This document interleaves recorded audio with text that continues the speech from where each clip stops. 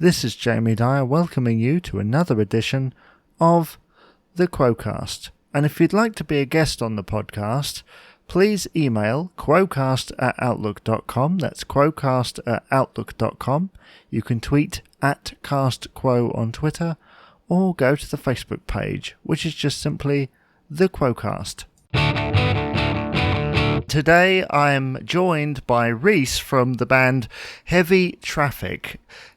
Interesting name. I'm sure we'll get to it at some point.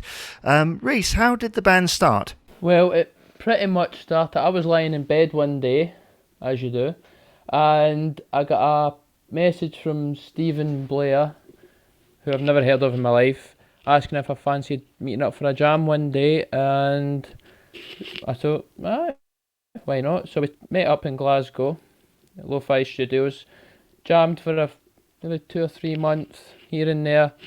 Then we stopped speaking for a wee while. Then he come back to me again saying, do you want to go back jamming? So I thought, right, this boy's very keen. So we get back into the studio again, the pair of us, started jamming up different songs.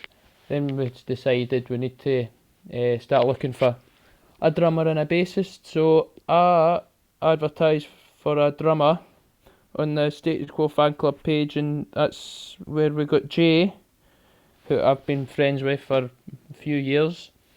Very good guitarist. Never knew he played drums.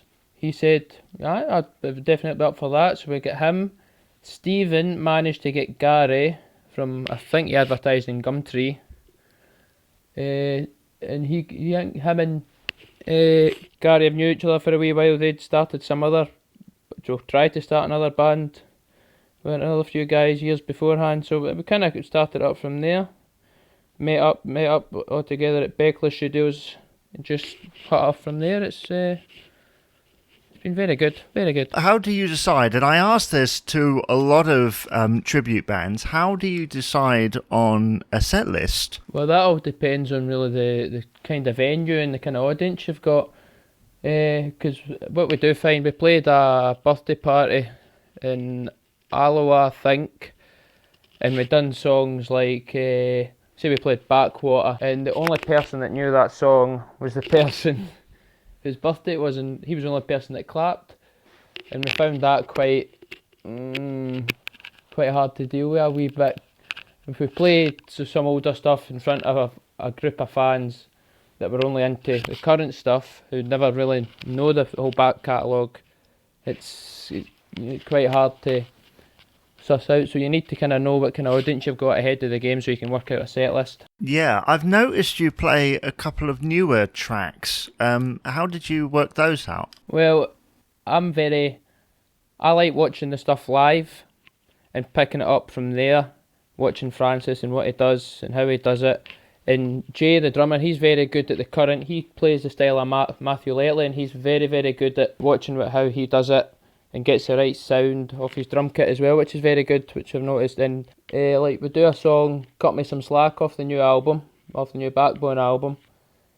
And you need to know the dynamics of the kind of songs very well as well. And we kind of, it's more or less just sitting in your room, playing along with the song, and then taking it back to the studio with the boys and just working it on from there. Now, not to take anything away from any of the other bands that are out there, but from what I notice from looking up your band, they are generally younger than most tribute bands out there. Do you think that gives it a different energy? I think it does. On stage anyway, there's a lot of energy. When you watch, I'm not trying to slate any other bands, but when you watch some of the other bands, they don't, because they're a lot of older people in their band, we tend to, we can jump up and down a lot, we can move about and that gives it more energy, and it doesn't look as boring from the audience point of view. That's what we try and put across a bit more energy on stage, and a bit more young, I don't know how to put it, a bit more the youngster in it, if you know what I mean, out to the audience, instead of them sitting there watching a middle-aged man stand there playing a song, whereas we put our own kind of stamp on it at the same time. Yeah. Now, obviously most people would have noticed by now that your accent is that of Scotland. Is there a big Quo fandom in Scotland? Oh, there is a very loud bunch, very loud bunch.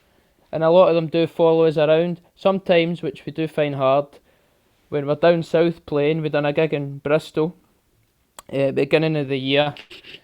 And obviously when I'm talking to the audience, very few times they understand the word I'm saying, because I maybe speak that fast, or with the different kind of Scottish slang words.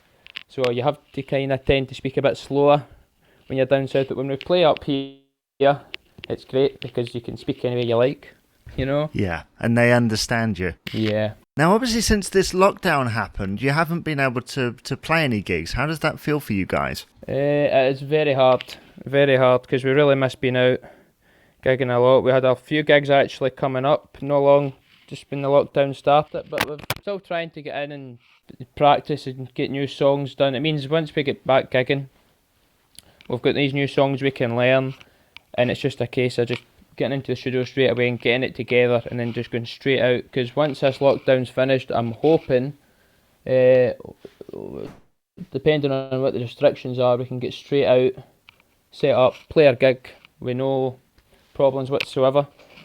But it can get quite tedious at times, being stuck in your house trying to play, you know. Yeah, I can well imagine. In fact, I'm a musician myself, so I do understand some of the pain there, and not being able to get out and play live. Now, you're called Heavy Traffic. Who came up with the name? Well, that's actually a very good question. I was sitting in my house one day, just trying to come up with a name, and my dad was sitting there saying, "Why don't you call yourself this? Why don't you call yourself that?" And I went, no, I don't like that, I don't like this. Originally, the idea we had was Under the Influence, and then that kind of get brushed away. Then my dad said, "What about Heavy Traffic?" And I thought, So I put it to the boys, and everybody's happy with that. And because that was kind of the era when we started getting into Quo, that was from our era, 2000, 2001, 2002 kind of era to present day. So that's how we kind of base ourselves on. Try base it on early 2002, 2003 up to current period, you know? Yeah. Have you guys tried anything that perhaps hasn't worked music-wise? We've tried Mystery Song, which is a real hard one to sing, because Stephen, he doesn't sing. We're trying to get him to sing, but he won't.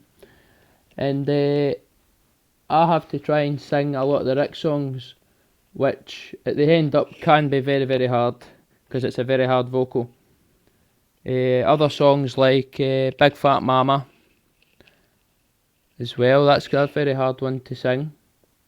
It's not so much the playing, it's the vocal side of things that maybe lets us down a little bit. Yeah, so as a Quo fan yourself, what's your favourite album? I'd have to say I really like On The Level.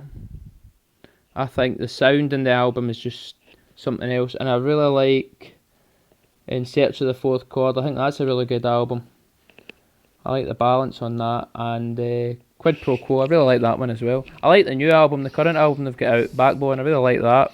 Yeah, there's some great songs on there, and I'm sure, other than the ones that they played live, there's other great possibilities there, aren't there? Especially once the current band get out there and play some. I can't wait, because I heard Rossi was thinking of songs like Backing Off. He really likes that. I really like that as well. I think we're going to try and play that live, and maybe a couple others, even try and get the song Backbone into the set as well, which I think might be very good. Don't know how it'll work, because it's quite a hard song to play at the same time, you know? Yeah, I can imagine. And obviously at this moment in time you just want to get out and gig, but do you have any other ambitions for the band? Well, I would like to start playing some theatres and some bigger venues, because at the moment we seem to be playing very well. We seem to be getting a lot of good reviews, but to get bigger, I wouldn't want to be too big, because I'm quite happy the way it's sitting there now. Going out for a weekend, playing with your pals, out at any pub, any local pub, everybody's having a great time, and that's what I get a lot of great satisfaction of. seeing everybody's faces that happy after we've finished, and that's all you're really looking for. But I would like to start playing some big theatres. That's what I'd like to aim to do. You say Jay is a great guitarist and he's currently on drums. Have you ever thought about swapping the roles? No, that will never happen. I'm not a drummer. I'm not very good at drums. Although Jay's guitar playing is at a different level. He is very, very, very talented, very good. I don't want to give him too big a head because he'll probably be listening to this at some point. I don't want to sit there and say how great he is because he's really not, you know. I don't know how some people can listen to him, but no. What we do tend to do, we've played Whistle Binkies in Edinburgh, and Jay and Gary have done this a couple of times.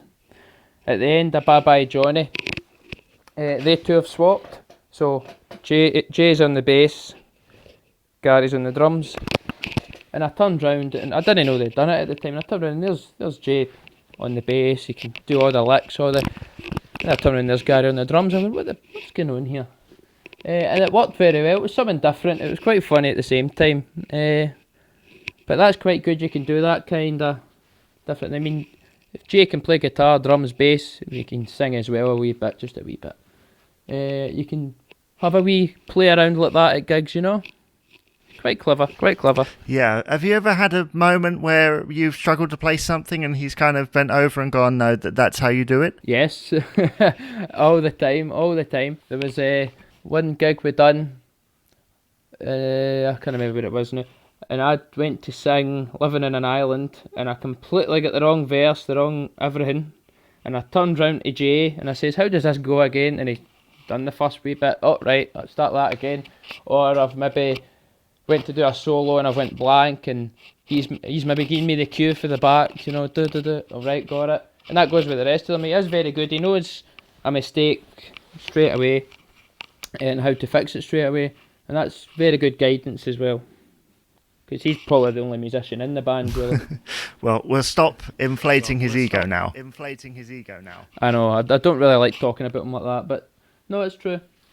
And Gary as well, he's very good. He likes to get called Graham sometimes because there's a laughing joke. He doesn't like it when people call him from a different name. So one time he told us that his workmates had called him Graham, and that was a wrong thing to do to us. So he's calling him Graham, and he gets really, really uptight about it. But he's funny at the same time. Well, it sounds like you've all got such good rapport with each other. Yep, we do. Well, we try.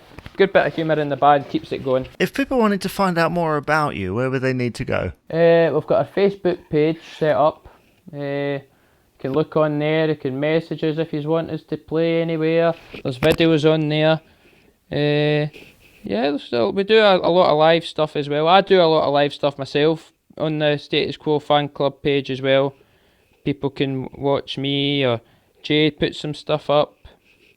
There's quite a few videos about if you want to have a look on Facebook. One thing I've noticed about you is that you do a lot of social media stuff. I try and do various different things, but I sometimes sit there and go, oh, I'm bored, what will I do?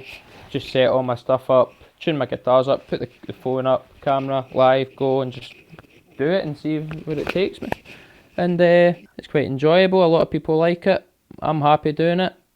Doesn't cost me nothing to do. Might as well. Before you go, have you seen Quo live yourself? I've seen them many times. I've met the band many times. What normally happens, if I know, this is actually quite sad, but when I know, say the Status Quo's playing in Glasgow, I know Francis's routine, I know what time he gets off the bus, what he does at the same time, and I'm just hanging about round at the bus. Oh, there he comes off, and he made a statement one time when he came off the bus at Middlesbrough. I had the waistcoat on, I had the same Skechers on, and he said, you want to get yourself a shirt and a waistcoat, son? And everybody burst out laughing. And then at that gig as well, he made a statement saying, I come off the bus about 10 o'clock, coffee, shower, blah, blah, blah. And there was this fella, and he had the same kit on, he even had the Skechers on, and he's shouting, where are you? And I've shouted at the front, whoa, and he's went, whoa, don't go, whoa, you look like a dickhead in my shoes. I went, oh. thanks for that. And everybody's laughing. My mum and dad were sitting up the back, and they've texted me saying, haha, dickhead. I went, oh, thank you. But no, it's fun. I've met Francis a few times, quite a few times, and the rest of the band as well. And Richie as well, he's an amazing fella. He's doing a really great job as well. Well, really getting to the bottom of that feel, isn't he? He is. And I'm a great believer. See, if you shut your eyes and just listen to it, I just think it sounds the exact same. It doesn't sound any different. Maybe a wee tweak of the playing here and then, but it's still a really enjoyable night. He's really done Rick proud, I'd say. He really has. He's a credit to the band as well. Couldn't ask for anybody else, really. I couldn't think of anyone else to replace Rick Parfitt at all. And that, as you say, that was Rick's idea to get him in. And it was a lot of fans. I know a lot of fans maybe disagree with the fact that Richie's in and Francis has continued without Rick. But at the same time, it's Rick Parfitt that wanted Richie to replace him. I think a lot of people forget that, and it is still a very, very enjoyable gig. And it's still a great night, and I don't see why people should stop going. No, I agree with you entirely, and I'd like to say thank you very much for appearing on the podcast today, and all the best with Heavy Traffic. I hope it's not too long before you're out there gigging again. No, I can't wait. I cannot wait.